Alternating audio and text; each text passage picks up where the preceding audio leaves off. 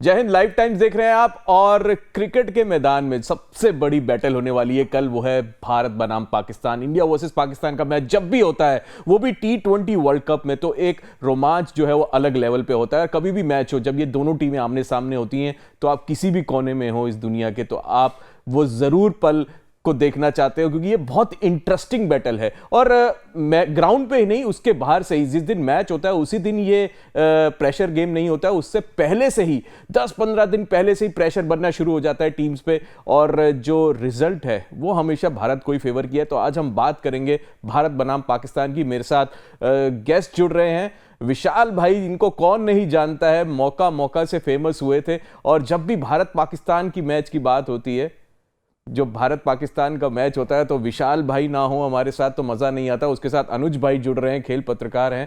उसके साथ सार्थक है मेरे साथ जुड़े, और ओम जो कि हैं इन हाउस क्रिकेट एक्सपर्ट। विशाल भाई, सबसे पहली बात तो ये है आपका, तो पहले तो हम तहे दिल से वेलकम करते हैं। आप जब भी इंडिया पाकिस्तान का मैच होता है और आप हमारे, इससे करूंगा मौका मौका मौका मौका। इस गाने के बिना इंडिया पाकिस्तान का मैच अधूरा है विशाल भाई। और जब अरे भी होना मैच भी होती नहीं है, चाहिए, बिल्कुल सही बात है। बिल्कुल, और जब से ये ट्रेंड सेट हुआ है, और मतलब जब हम आपको देखते थे तो एक वो फील आने लगती थी कि मौका मौका, कहीं यार ये मैच हम हार ना जाएं। बट हमेशा जो रिकॉर्ड्स है वो इंडिया के फेवर में ही रहे हैं। विशाल भाई, क्या कहेंगे, आपका टेक, पहला कल मैच है इंडिया वर्सेस पाकिस्तान। सर ऐसा है कि ये चीज़ इस बार, अब अच्छा एक चीज़ पता है, I just add one thing कि हर मैच में, चाहे वो वर्ल्ड कप के वक्त आते हैं या T20 के वक्त आता है, कुछ ना सब सही जा रहा होता है, लेकिन कहीं ना कहीं कुछ कुछ एक होता है ना ड्रामेटिक। जैसे मैं तो एक्टर ही हूँ, तो हम लोग करते हैं जैसे शूट ये सब, लेकिन एक ड्रामा अपने आप क्रिएट होता जाता है। कभी ना कभी कुछ वैसे हो जाता है, कभी मौसम का, कभी कुछ। और इस बार तो पता ही है सबको, इस बार हाँ तो ना बहुत हाँ ना, इस बार और तो ऐसे बहुत करते मिर्च करते मसाला है विशाल भाई। ये तो पूरी स्क्रिप्ट है मूवी की, जिस तरीके से आप लोग शूट करते हैं सच्चाई कि है। पहले मतलब टीम मना who करती would है expect खेलने this से, फिर कि खेलती भी है, और अब बारिश का भी संकट है। बारिश का भी अभी आ गया। वही मैं आज सुबह ही पता चल देख रहा था। हाँ। तो पहले वो कि नहीं खेलेंगे, हाँ खेलेंगे, नहीं नहीं नहीं, अब एंड में करते करते हाँ। बट चलो वो ड्रामा मतलब ऑटोमेटिकली कहीं ना कहीं से ऑटोमेटिकली चलता ही रहता है। But nevertheless India Pakistan match है, छोटी सीरीज हो बड़ी सीरीज हो कोई फर्क नहीं पड़ता। It is actually considered as one of the biggest thing, हमेशा से रहा है और हमेशा रहेगा भी। और मौका मौका अपना ऐड होता ही रहता है। कभी आते हैं हम, कभी डिजिटली आते हैं, कभी प्रॉपर ऐड में आते हैं, वो भी चीज चलती रहती है। But strictly talking about the match, yes हमेशा एक्साइटिंग होगा। सूर्य कुमार कैप्टन है अपने इस वाले में, सलमान आगा उधर से है, तो कहीं ना कहीं एक नए तरीके से कुछ देखने को बढ़िया सा चीज जरूर मिलेगी। बस वेदर क्लियर रहे तो बाकी सब सही है, और पता चल जाएगा। देखो पार्टिसिपेट करना है, हम नहीं कर रहे, हम ये कर रहे हैं बॉयकॉट, ये सब छोटी चीजें हैं। ये बेकार बातें हैं, but it will be an exciting thing obviously, जो हमेशा रहता है। तो विशाल भाई, आपने इतने मैचेस देखे हैं इंडिया पाकिस्तान के हमेशा से, और मेरे को लगता है कि जब भी ये मैच होता है तो हम टीवी स्क्रीन से हटते नहीं है, जुड़े ही रहते हैं, चाहे हम काम में बिजी हो, फिर भी हम स्कोर अपडेट्स करते रहते हैं।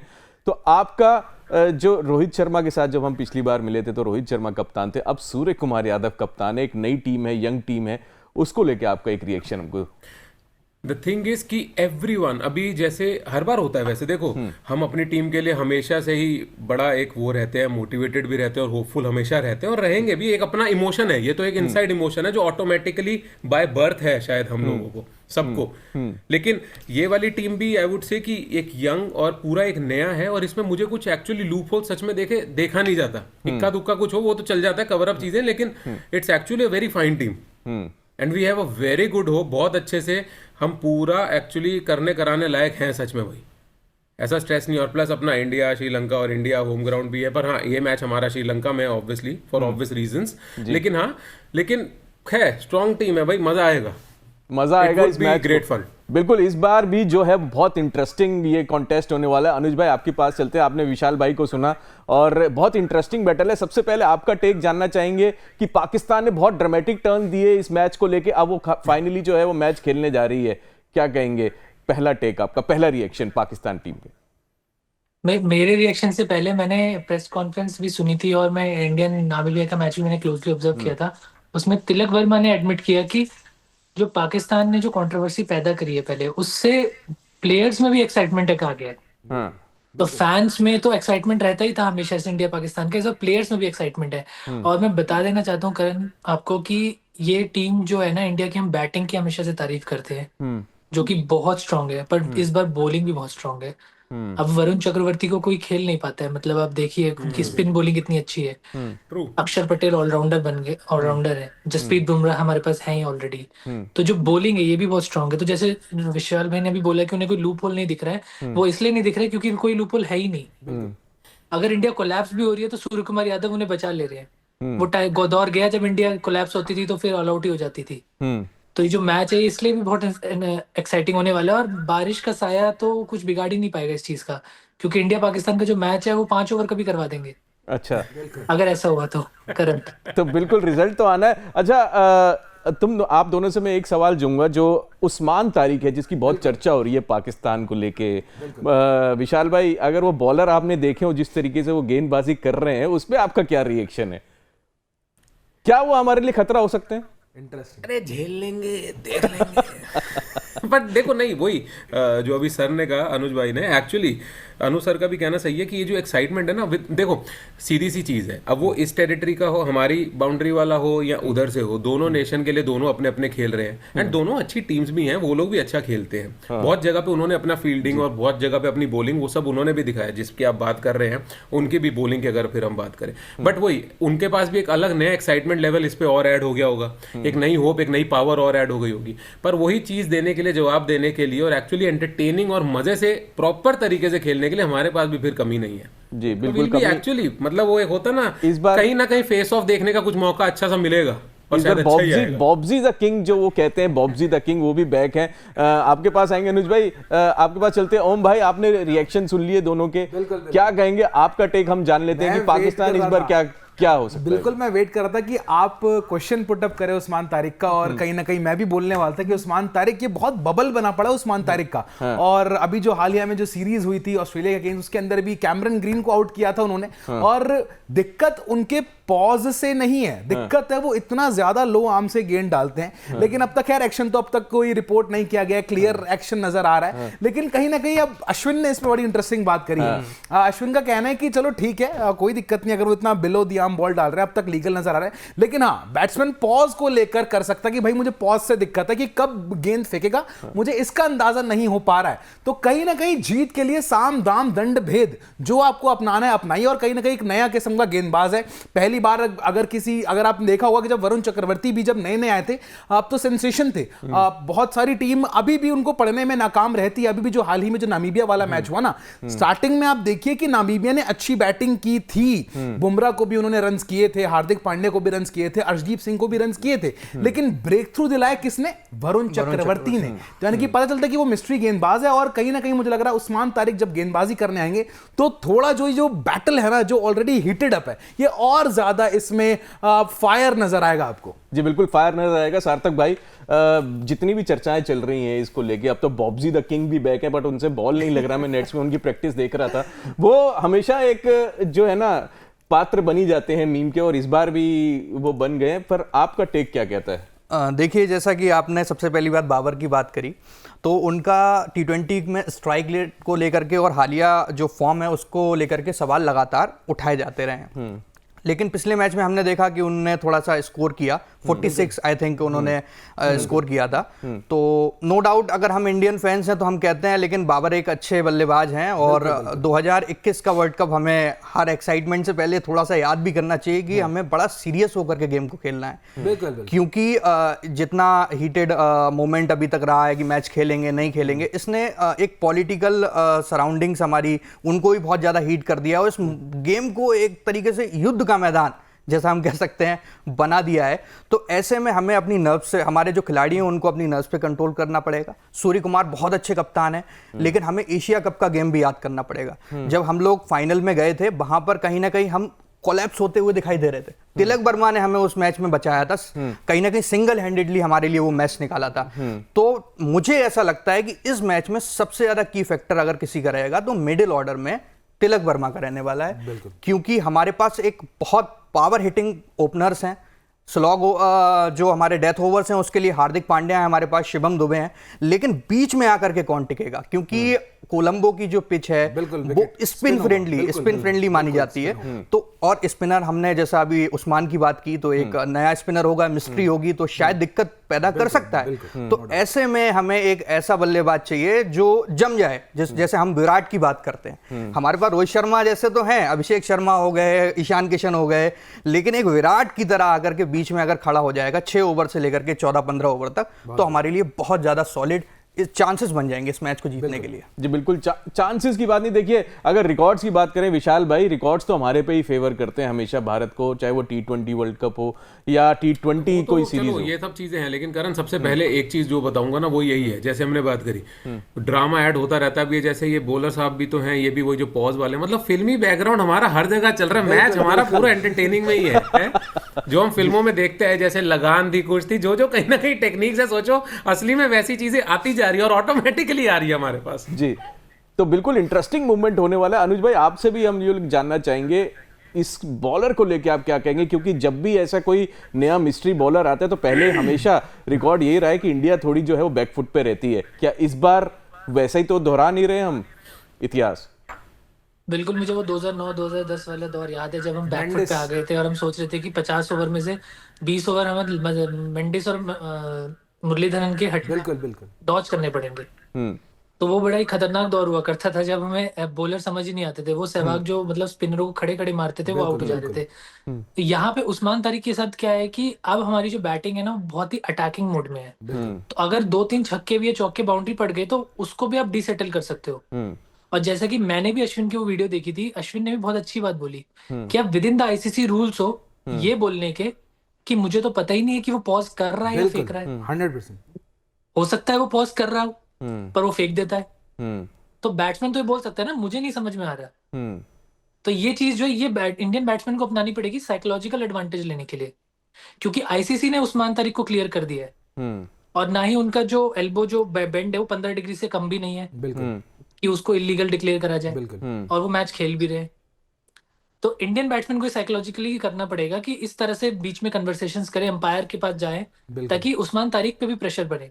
बिल्कुल, क्योंकि जो जिस तरीके से ये नाम लिया गया अनुज भाई, जिस तरीके से पूरा हाइप बनाया गया है, ये एक प्रेशर जिसको कहूंगा टैक्टिक्स बना रहे हैं इंडियन बैट्समैन को लेके कि उस्मान एक ऐसे गेंदबाज हो सकते हैं जो प्रेशर है, ऐसा लगा नहीं मेरे को उनको देख के। देखिए साइकोलॉजिकल ज्यादा है, स्किल कम है और साइकोलॉजी ज्यादा है यहाँ पर। स्किल वाइज बड़े वो भले ही वो उतने स्किलफुल ना हो कि भाई एकदम ही कोई बहुत ज्यादा टर्न देखने को मिल रहा है, हाँ भले ही, लेकिन साइकोलॉजिकल होता है ना कि यार ये गेंद फेंक कब रहा है। अब कहीं ना कहीं साइकोलॉजिकल ना ये पाकिस्तानी कमजोर होते हैं। आप देखिए ना अभी हाल ही में जो T20 वर्ल्ड कप हुआ था 2024 के अंदर, स्कोर 120-25 था, आपको स्टार्ट ठीक ठाक मिल गई थी, लेकिन 120-25 चेस करने में आपके ऐसे पसीने छूट गए, आप हार गए वो मैच। आखिर के 6 ओवर में आपसे 30 रन नहीं बने, और ये पहली बार नहीं है, यानी कि साइकोलॉजिकली ये बहुत ज्यादा कमजोर है। और अभी तो फिर भी चलो यंग बैटर्स आपने भर लिए, साहिबजादा फरहान है जो कि आप ज्यादा टूर्नामेंट्स 1-2 टूर्नामेंट्स खेले। अब नफे की बात हो रही है, नफे एक अच्छा नाम आ रहा है जो अच्छी खासी बैटिंग कर लेता है, लेकिन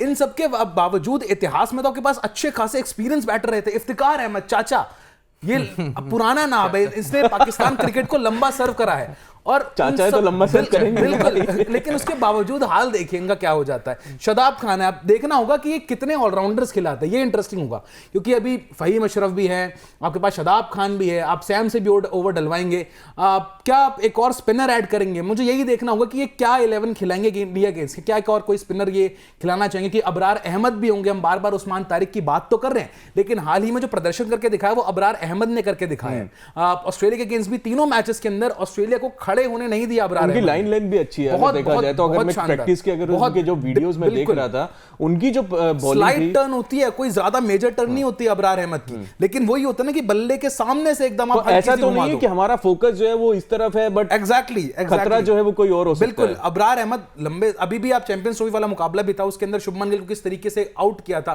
क्योंकि शुभमन गिल जल्दी से लाइन गलत नहीं खेलते, लेकिन फिर भी बल्ले के सामने से गेंद को घूम जाना, बोल्ड कर देना, वो कोई अगर आपकी एक आध गेंद भी ऐसी पड़ जाती आती है ना जो एकदम अनबिलीवेबल सी हो, वो आने वाले बल्लेबाजों के ऊपर प्रेशर डाल देती है कि भाई ये क्या होगा, मेरे सामने ना आ जाए वाली बॉल।